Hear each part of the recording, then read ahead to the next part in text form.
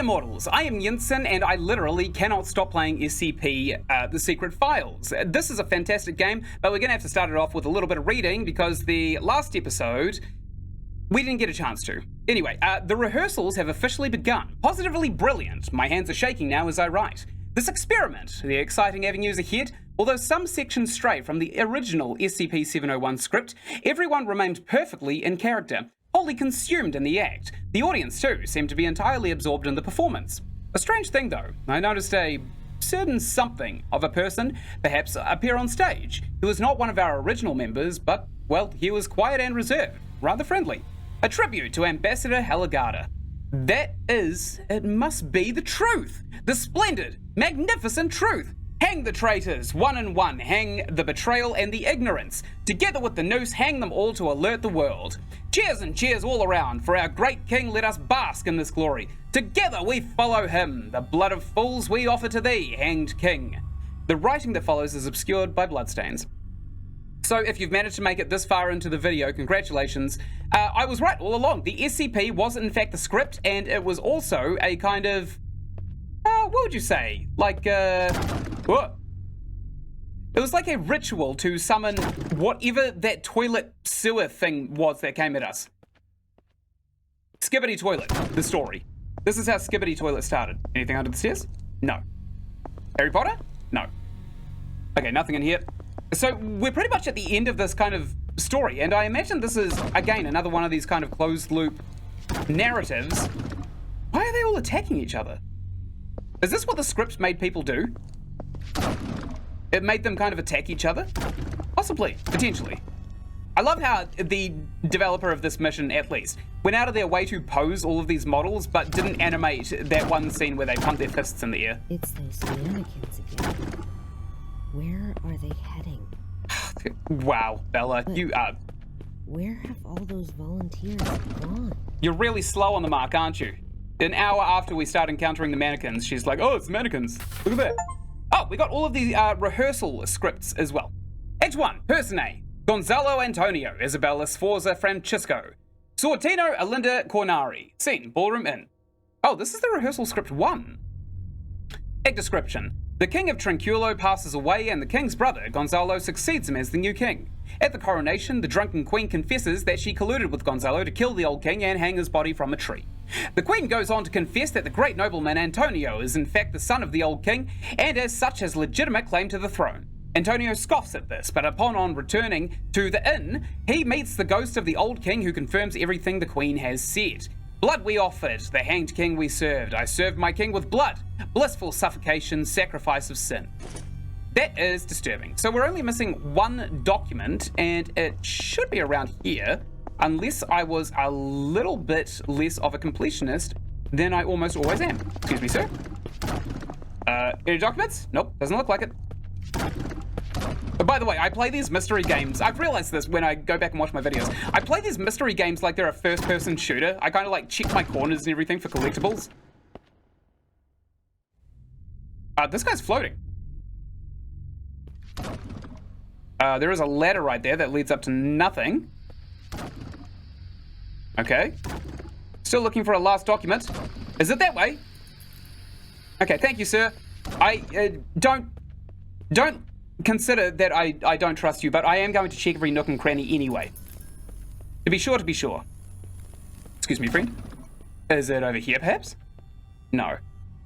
Definitely not in there. Why is this walled off? Oh, grates. And hazards. That makes sense, actually.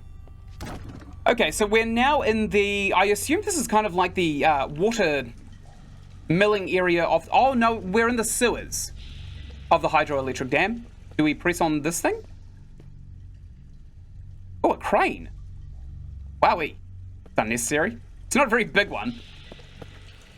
Okay. Would you look at that? Isn't this a nice, charming sight? Save that to my memories. Oh, that's what the pages falling from the ceiling were. Holy fuck. Guess this is the ending of their performance. SCP-701. The Hanged King's Tragedy.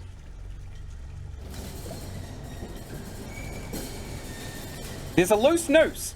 Oh, is this for us?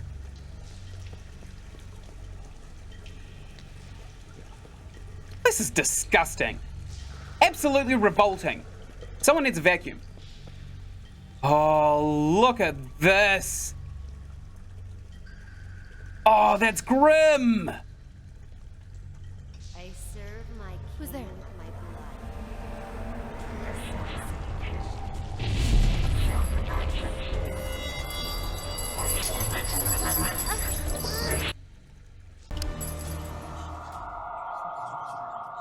What the fuck?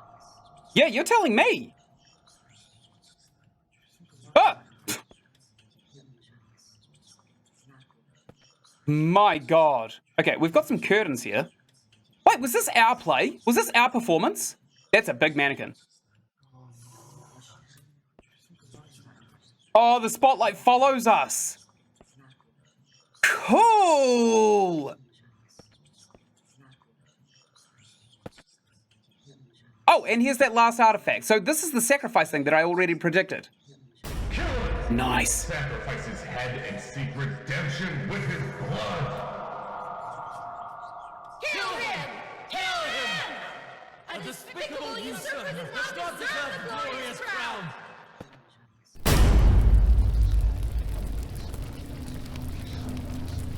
What the hell is going on? It's the goddamn Cognito hazard again. I need to leave right now. She's a mannequin, mannequin. On the floor. And she's mannequinning.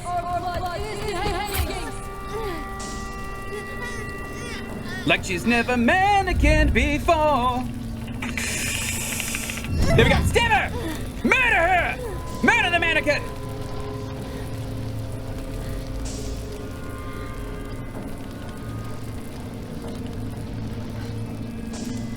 Hey, anyone here got a possibly a last document to read?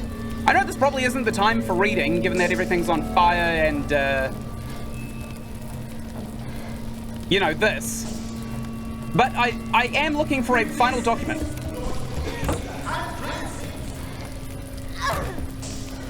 I'm ready to press E. Honestly, the jarring animations are actually quite stylistically appealing. You don't see this too much. Oh, I thought that was a document. Get back, mannequin! Good thing I'm such a good combatant with my wood. Smack him with your wood! Yeah, beat it to... Dip!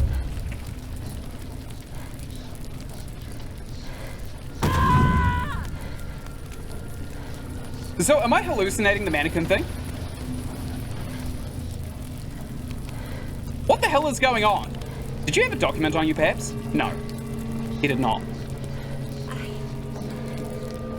need to leave. There is no leave. There is only play. For eternity and a day.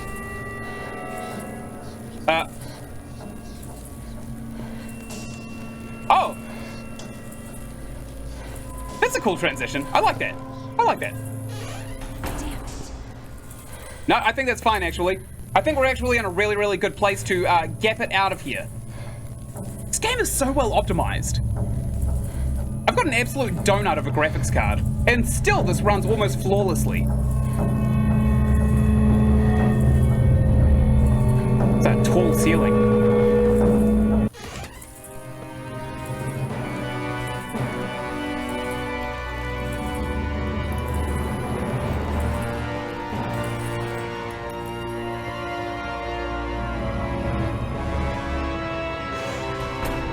Now that is effective animation. The hits all follow you.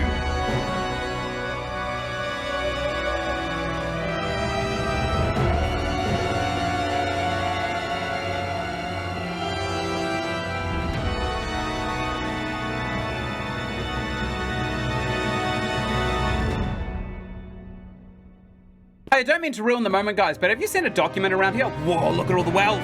That's a lot of riches. Any documents here? Document? Maybe? Documents? Hello? Documents? Yeah, I know I'm the chosen one. You're all kind of waiting for me to go and accomplish my my purpose in life. But I'm pretty sure there's There's got to be a document around here, right? Because I still have a document left to find. I'm pretty sure. Okay, fine. I'll take this. I'll take this dagger.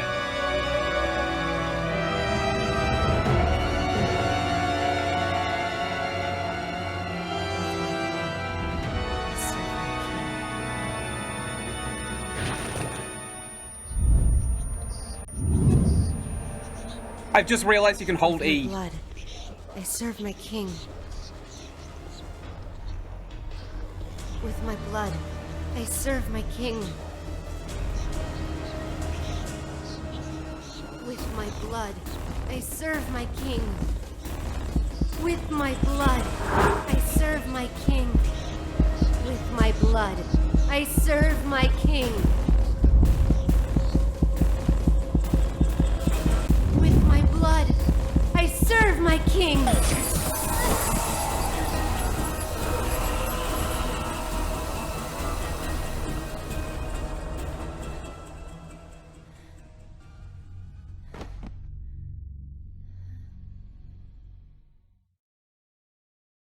Her condition is unstable. I've just injected her with a sedative, but you need to let her rest for a while. Thanks, Doctor. Well, let's go then. What? We haven't found the black box yet. She is the black You box. don't get it, do you? Get what? What do you mean? A black box is merely a vehicle for recording the truth. But a black box isn't always a black box. You mean... That's right. She is now the black box. Got time for a cold one? Because our work here is done. This game is a masterclass in narrative storytelling. I've been wanting to play this for 2 straight years. How have I not? Have I waited this long to play this? Serve my king with my blood. Blissful suffocation. Sacrifice of sin.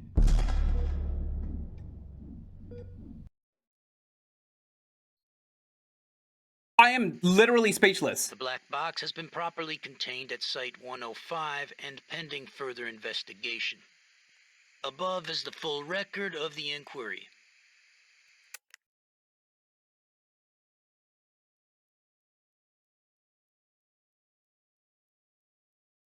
This is jarring, getting back into the office after literally going through what I can only assume to be the 7th layer of hell. Oh, I've got my mouse back. Black text with a red underline. Okay.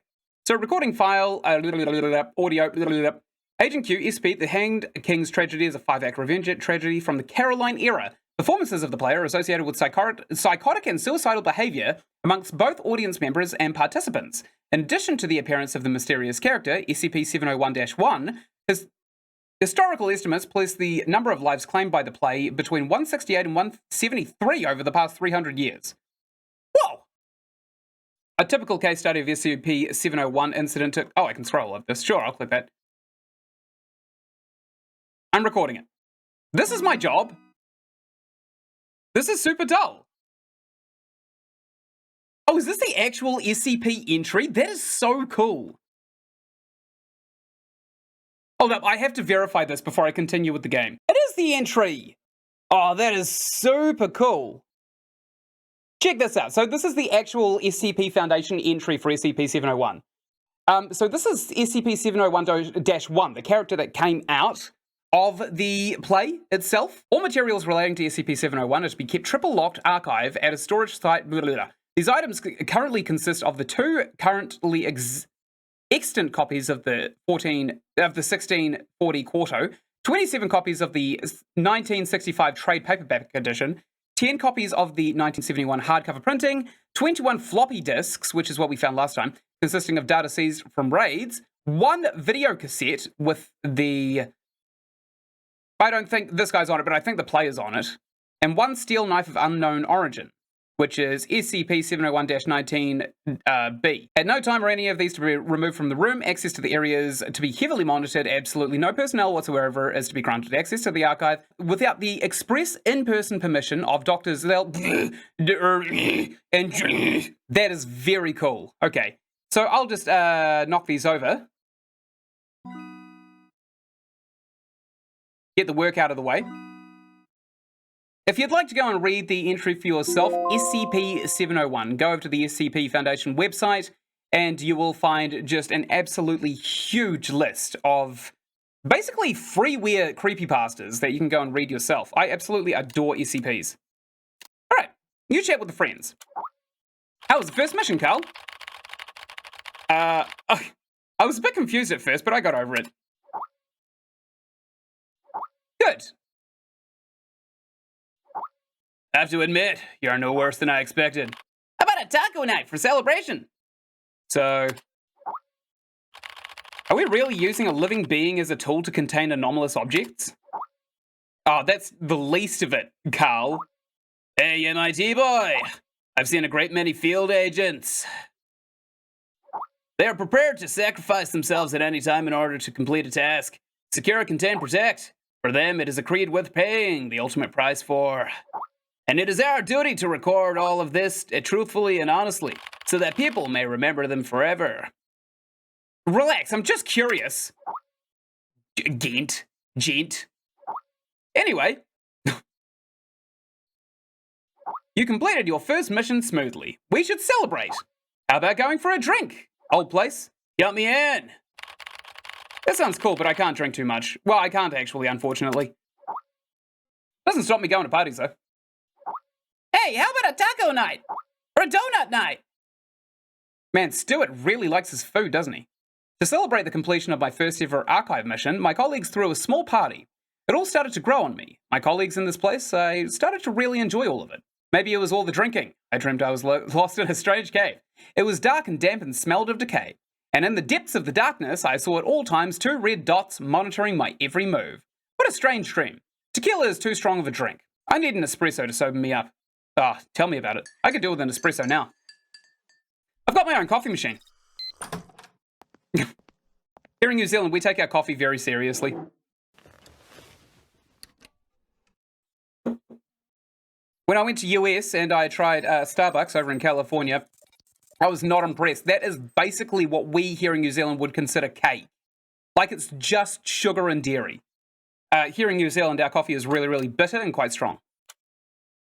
Okay, so, appendix. Object is an irregular clay pot with a height of 23 centimeters and a diameter of 28 centimeters, but not to be fooled by its appearance. It is an organism, a worm. Yes, an earthen worm. SCP-660 may be safely stored in a standard safe deposit box, provided its mouth remains covered with an inert perspex disc and sealed with tamper-proof tape. Long tests involving human experimentation with SCP-660. Lab report 668. Sample condition, skin flap harvested from the left thigh of the cadaver of D612. Donor was healthy in all respects prior to death. Sample use, tissue sample left in SCP-660 for 2 months duration. Result, daily biopsies indicate viability of sample. Cell samples taken from the tissue graft are cultured in vitro, revealing a predisposition towards precancerous and cancerous growth. Lab report 660B. Sample condition, skin flap harvested from the left thigh of the cadaver of D612. Sample use, tissue sample left in SCP-660 for 2 months duration, then grafted onto the torso of a D-class personnel with 2nd and 3rd degree burns. The recipient's anomaly testing record had no contraindications with SCP-660. Result, tissue graft takes without complication. Healing according to usual steps of adherence, serum inhibition, and revascularization. However, as is common with severe burns cases, the compromised skin barrier led to infection and eventual fatal septic shock. That's shock by infection. Post-mortem biopsy and analysis indicates skin graft would have returned to the full histological structure and function had the recipient survived. Lab report 660C. Sample condition. Live member of Mus musculus house mouse, bulb C strain acquired for laboratory testing. By use of SCP. The consciousness of D614 was implanted. That's a different death row inmate. Was implanted into the specimen. D614 was chosen for his demonstrated resistance to the negative effects of prolonged isolation and sensory deprivation. Sample use. Specimen left in SCP-660 for 2 months duration. Unusually, SCP was incapable of restoring D614's consciousness to its original body after removal from SCP-660. A computer interface was developed to facilitate two-way communication with D614. An interview was conducted once D614 was familiarized with this interface. An excerpt is included below. Dr. Brown, I guess I'll have to take your word for it. And how did that feel? D614. Suffocating. Stretching. Could you be more specific? How the hell do you think it felt? Even mice need to grow and move and live. Every part of me was straining, but I was stuck. I thought I would explode. All contents of the interview are classified. An autopsy revealed precancerous growths throughout the mouse's body. Lab report 660D. Sample condition. Right arm lost in traumatic amputation just beneath the elbow. Sample use. D778, that's another death row inmate, was severely injured in an incident involving SCP. Lost limb recovered as part of cleanup operation. Subject would not have survived immediate retachment surgery due to other injuries involving severe vascular compromise. He was bleeding to death. Severed extremity preserved in SCP-660 in bid to preserve tissue viability. This is one of the things I absolutely love about the SCPs, is that all of the ones that actually make it to the website are just so hidden in jargon, words, and otherwise esoteric speech. And you kind of have to learn all of these words and what they mean. Like, vascular compromise is just bleeding. Right arm successfully attached to previous owner. Subject reports return of sensation in fingers of right hand, contrary to poor prognosis due to severe tissue avulsion and nerve damage sustained by initial injury. I don't know what avulsion means. Biopsy reveals little to no precancerous cell growth. A transplant ruled a tentative success. Mostly. D778 has been retained for further observation. Addendum. Human testing with SCP-660 is suspended due to the sudden death of D778 from teratoma. Tomas are usually cancerous growths with malignant transformation. I've seen fetus and fetu before, but never have I had one try to grab my probe during an autopsy. Dr. Grayson, appendix, blah, blah, blah. As of today, SCP-660-1 has been neutralized. So it grew a uterus. SCP-660 no longer exhibits any other forms or shapes. It has been classified as safe by the Foundation. Research on SCP-660-1 will be transferred to the Reliquary Research Institute. Details available to personnel with clearance. For 660. Great. So we've done this, right? We've done it all? Yep, we've done it all. Submit. SCP 14.3. The trees were grown on site from saplings obtained from the parents' plants located in Nara Prefecture, Japan in 1905. The parents' trees were owned by a family of traditionalist swordsmiths, claiming to be the descendant from a legendary sword maker named Amakuni. They referred to the original trees as Jinki no Kadachi, or the Bladewood Grove. It is from them that the Foundation gained the techniques to cut and work the wood and petals into serviceable items. The original trees are still in Japan, owned by the government, and are still tended to by the same family. However, the government has denied all existence of the trees, and any products made from them are kept within the country. SCP-143 is to be watered twice every day on a regular basis via a large sprinkler system, unless already watered by local precipitation. That's rain. Personnel are not allowed to enter the enclosure without level 4 administrative clearance and are not advised to touch any of SCP-14.3, nor stand beneath them unless wearing proper protective gear. It is important that no one be within the containment area when SCP-14.3 begins to shed. However, after the shedding is concluded, the collection of the fallen petals for testing purposes has been authorized by the project director. See the testing log. Document 14.3a. We lost 3 staff to 14.3 today. They were collecting petals dropped by the trees the previous day when a sudden gust picked up, shaking a good deal of the petals from the trees, blowing them around.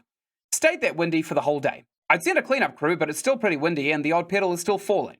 We'll have to pick up the remains when the wind dies down in a couple of days. What does it do? Is it like a, oh, maybe they're like super sharp petals. They refer to the original trees as Jinki no Kadachi, Bladewood Grove. I think that the petals and wood is kind of like razor sharp, right? But still light as air, so when it gets picked up, it kind of swirls around like a big glass blender.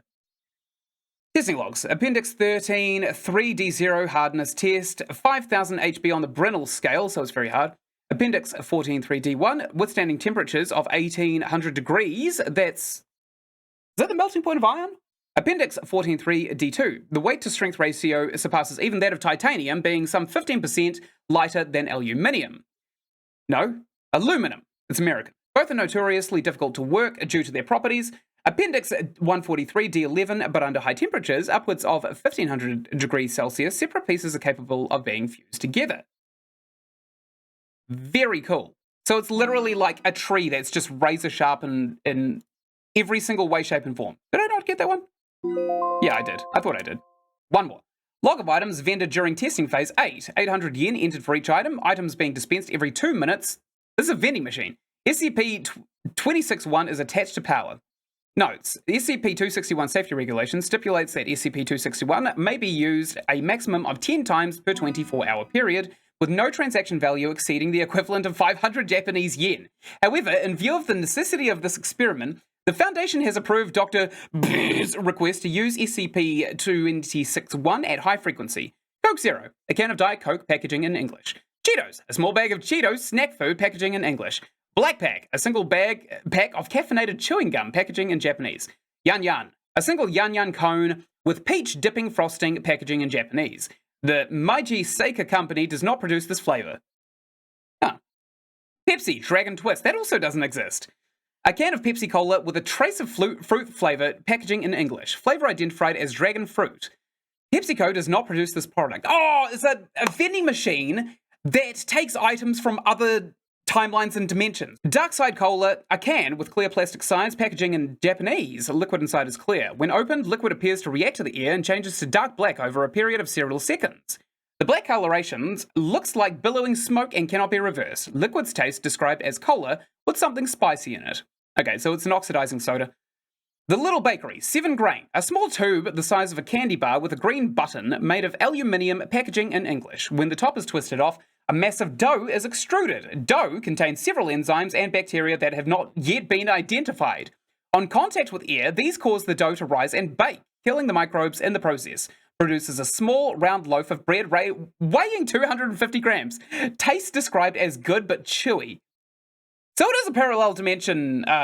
Basically, it reaches into parallel dimensions and it just outputs crap that it finds from other vending machines, right, around that have been made. And this is confirmed by the enzymes and bacteria that have not yet been identified. If they can't be identified, they're either alien or they spent billions of years evolving in another parallel timeline. This is that quantum theoretics I was talking about a couple of episodes ago that I really like. Lemon clams. Thick plastic baggie with a plastic tube on the side, containing water and 12 clams. Clams? Containing water and 12 clams? Packaging in Dutch. Following on-package instructions, the plastic tube was cracked like a glow stick. Liquid in the bag flashed to steam, venting from a hole that popped open on top of the bag, slightly burning one researcher. Steaming finished after 38 seconds, after which clams were found to be fully cooked and infused with a mild lemon flavor. On investigation, clams matched no recorded species. Again, parallel timelines. There you go. Probably not alien if they're clams, because we have clams here, so it's got to be parallel timeline. Diet Ghost, a can containing an instance of SCP-2107. Packaging was in English. Testing done on this instance provided similar results to the contained instances of SCP-2107. This marks the first time SCP-261 has vended another SCP object. Unknown. Small mesh bag filled with small multicolored pyramids, packaging in an unknown language. Pyramids found to be very hard and unpleasant tasting compared to chalk in taste and consistency. When placed in hot water, pyramids open and produce strings that quickly dissolve, coloring the water the same shade as the pyramid. Water had no additional taste, but testing revealed a sharp increase in mineral, carbohydrate, and protein content, with several minerals unidentified at this present time. This content was found to be consistent with the recommended daily intake of nutrients for adult humans. Researcher ingesting the water reported stomach cramps 2 hours later, but no other effects. It's probably because of all of the unknown minerals that were in it. Unknown. An aluminium box with a small glass window on the side and a large round bottom on the top, packaging in an unknown language. Box is seamless and appears to be filled with small round animals covered in fur, each with appears to be filled with small round animals covered in fur, each with 3 small paws and a single large eye. Pressing the button causes the inside of the box to rapidly become superheated, cooking the small animals alive. Muffled noises and scratching were heard for several seconds during the cooking process. After 1 minute 30 seconds, the front panel opens and gives access to the now cooked animals. Professor Kane volunteered to eat the animals, with no other researchers willing to do so. Taste described as crunchy and very spicy, with a small hint of beef. Unknown. Tall, thin aluminium can packaging in an unknown language. Opening the can caused a chemical reaction with the liquid inside the can. Liquid was apparently not intended for an oxygenated atmosphere and detonated violently, causing several injuries and killing 2 researchers. Testing discontinued and area cleared. Testing area observed to smell like citrus for several days. So it reached in from a timeline where we weren't carbon-based life forms with an atmosphere consisting of nitrogen and oxygen, basically. Doctor, conclusion. It was either food or drinks, nothing else. How awful. Let's call it an end. I don't think that's awful. Oh, well. Did I miss one? I might have missed one. I was getting really into that one. Probably this one, right? Did I miss SCP-26-1? Yeah, I did. Okay, well, I'm going to have to carry this work on in the next episode. Thank you so much for watching. Right up here, you are going to find the playlist for SCP Secret Files, and right up here, you're going to find another playlist that I think you'd really enjoy. And of course, just over there is my subscribe button. Do that, snoot, and you go a long way to helping out a small YouTube creator. And until I make the next episode, thank you so much for watching. I will see you in the next one. Goodbye!